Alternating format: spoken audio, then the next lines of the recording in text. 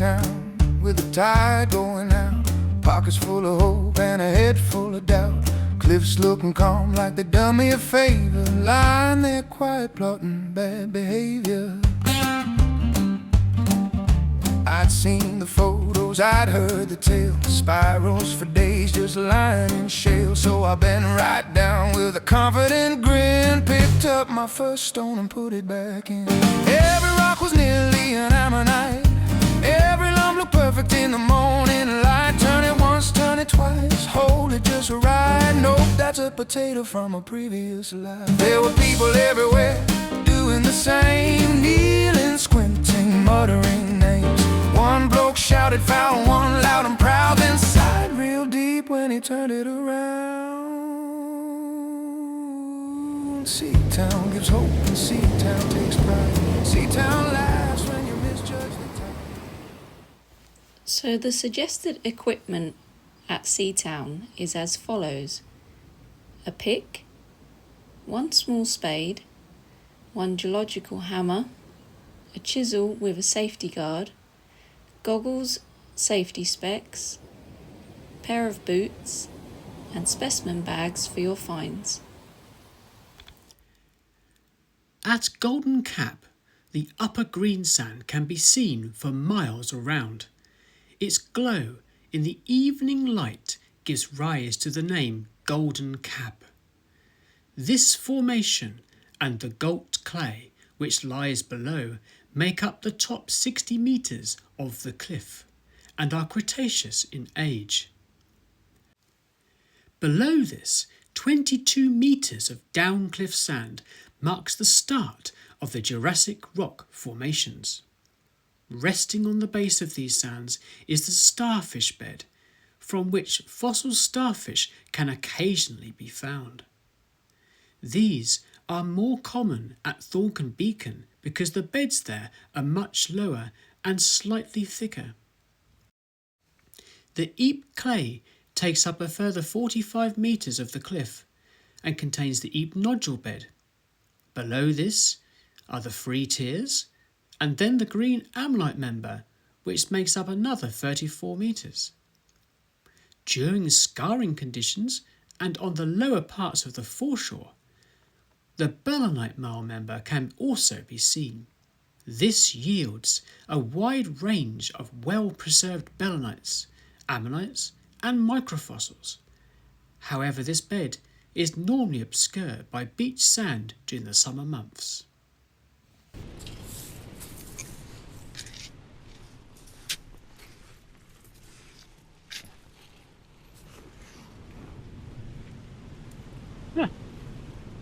Look at that.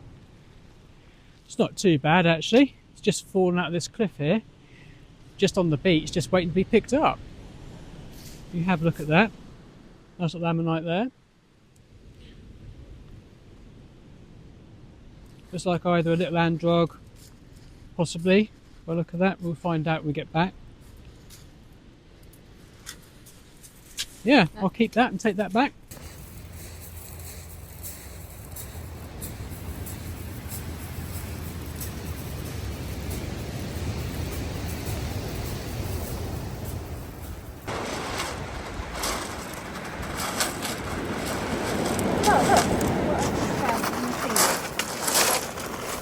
You'll find quite a lot of these loose in the shingle. It's actually an ammonite segment. Nice partial piece there. A little bit sea-worn.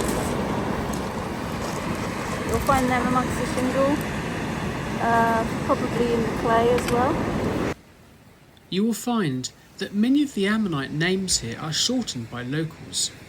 For example, the androg that we found, this is actually an androgynosaurus. Another ammonite that is very common here is a trago, and this is a tragophylosaurus. Another one is a lippo, and these, for the full name, is a Liporosaurus. So if you look down here on the foreshore with me, walking along, I've just spotted in the clay here, there's an actual androg within the clay. And as you can see, there is actually a crack going right through the middle. And I will try and get it out, but it will break up.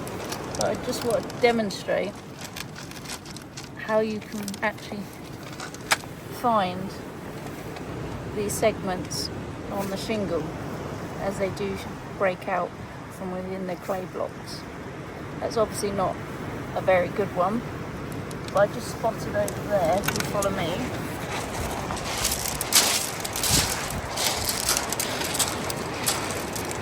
another androg within the clay block, and this is obviously looks a much better one. So I'm hoping that this one is okay. Isn't going to break up, but it has. So that's an example, a better example of how these can end up as segments within the foreshore.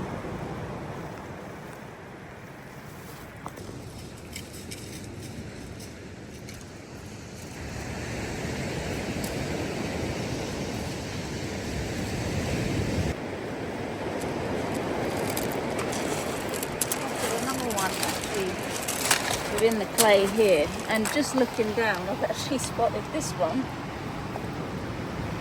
on the just on the floor there. Obviously half.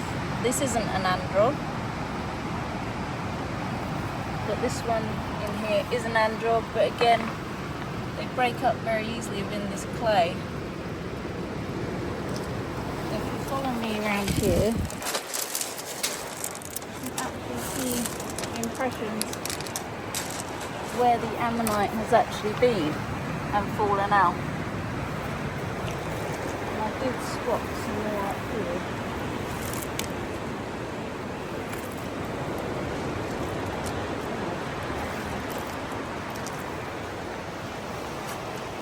Just there. The big one's obviously fallen out. There's a little segment there.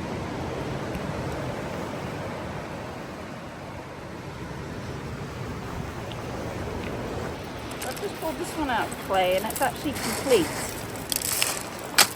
androg, but it's obviously quite hard to see at the moment because it's covered in clay. But once that's had a nice wash and a bit of abrasive on it, that will look quite nice, I reckon.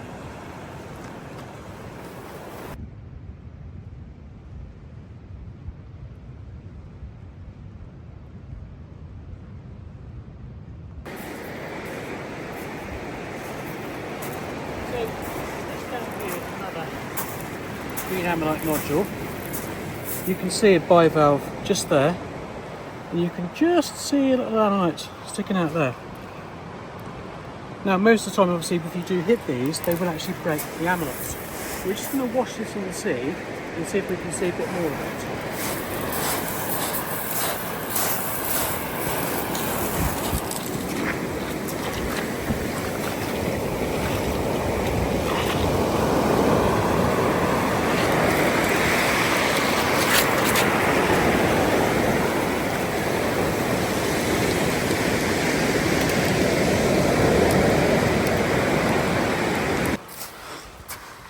And here we have another green ammonite nodule. Now it's got the right shape. Most of the time you won't actually see anything sticking out. So you just have to guess this is the right shape, and it could be a potential one to take to the workshop and prep it carefully. However, we are lucky because this ammonite is actually sticking out.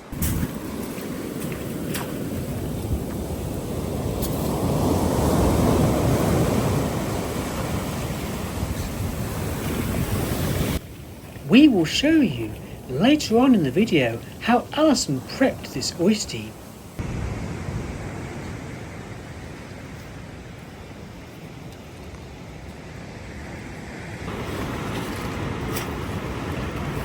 Sometimes, particularly during the spring and winter months, the belemnite marls are exposed at foreshore level.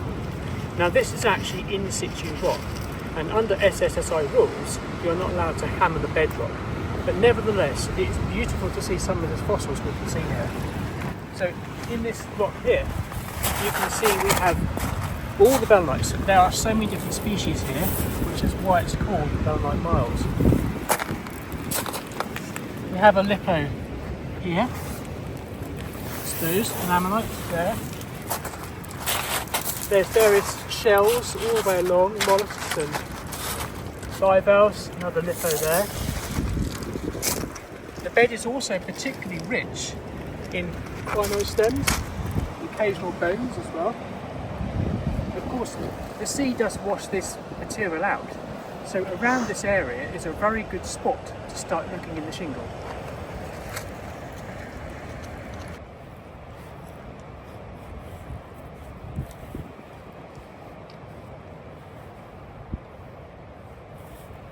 So I've just spotted just down here, and it's quite hard to see actually, but here.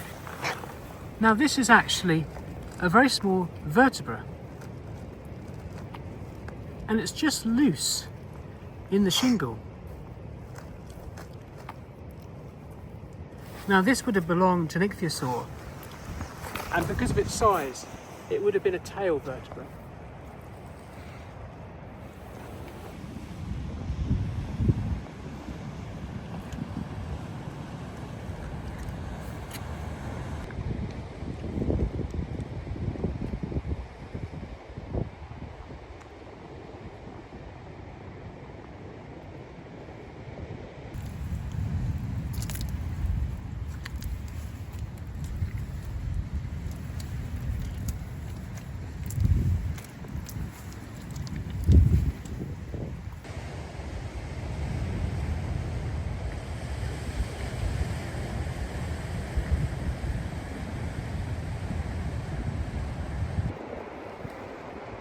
Looks quite nice, doesn't it?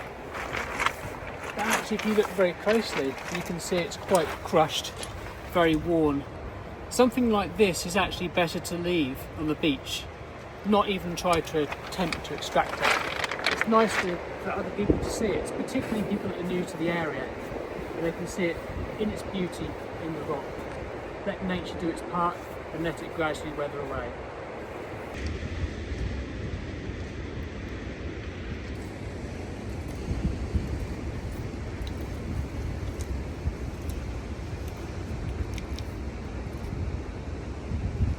So this is actually a green nodule that we just picked up at shingle, like all pebbles here. And okay, it doesn't really look much, it's obviously quite worn on that side. But when it comes to prepping, if we prep from this side, you'll actually find it will actually be quite a nice ammonite because it's buried within the rock. This side is obviously worn. From that side, it would be quite nice, I imagine.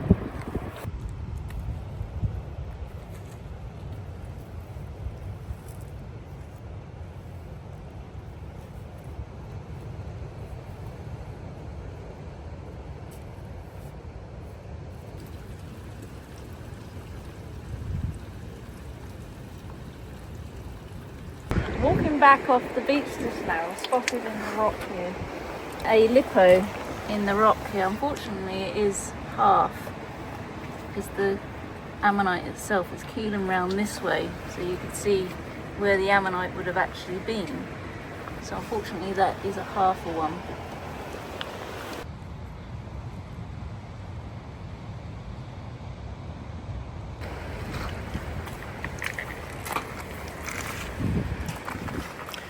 Yes, actually, this is a piece of bone here. It's quite rolled and worn by the sea. You can always tell they're bone by this sort of texture and these white specks in here.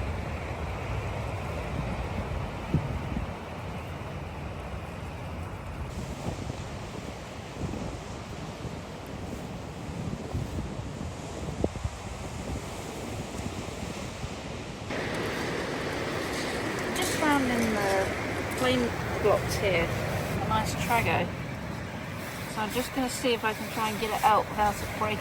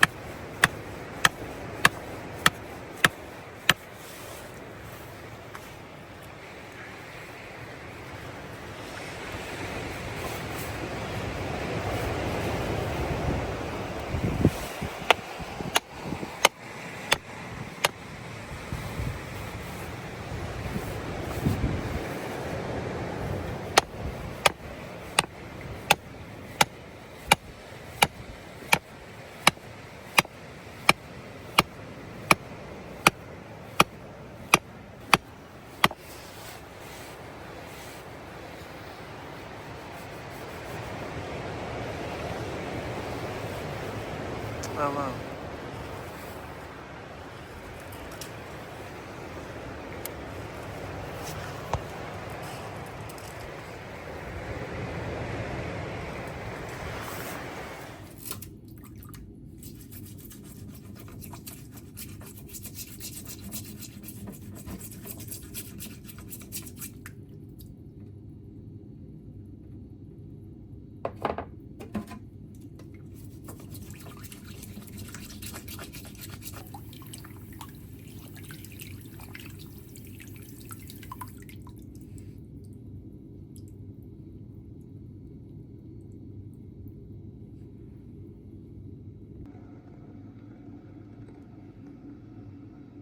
So as you can see, these are all the ammonite segments that we picked up today at Seatown, and they've just had a nice wash.